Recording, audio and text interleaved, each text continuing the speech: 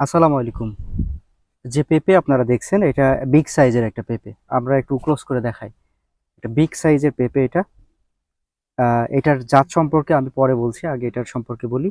আমি এটা কিছুক্ষণ আগে মাপ নিয়েছি। এটার হাইটটা হচ্ছে ১ ফিট এবং যে বেরটা হচ্ছে ২.৫ ফিট। আমি যদি ২ হাত দিয়ে এরকম করে ধরি একটা পেঁপে, খেয়াল করেন একটু হাতের দিকে। আমি যদি ২ হাত দিয়ে এরকম করে ধরি একটা পেঁপে, ২ হাত দিয়েও আমি বের পাচ্ছি না। মানে এইভাবে।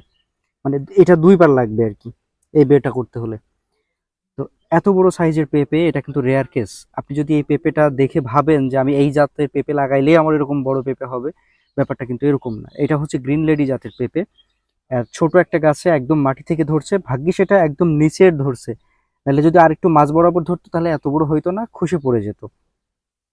তো এই পেঁপের জাত হচ্ছে গ্রিন লেডি, যেটা আপনাদেরকে বললাম। এটা সবজির জন্য বিখ্যাত এবং এই রেয়ার কেসের ব্যাপারটা ঘটে খুব কম। হয়তো আপনি আহ, আপনার ক্ষেতে একটা পাইলেও পাইতে পারেন, আবার নাও পাইতে পারেন। খুব কম জায়গাতে এরকম পাওয়া যায়। পেঁপে কিন্তু দারুণ সবজির জন্য পুষ্টিকর একটি সবজি।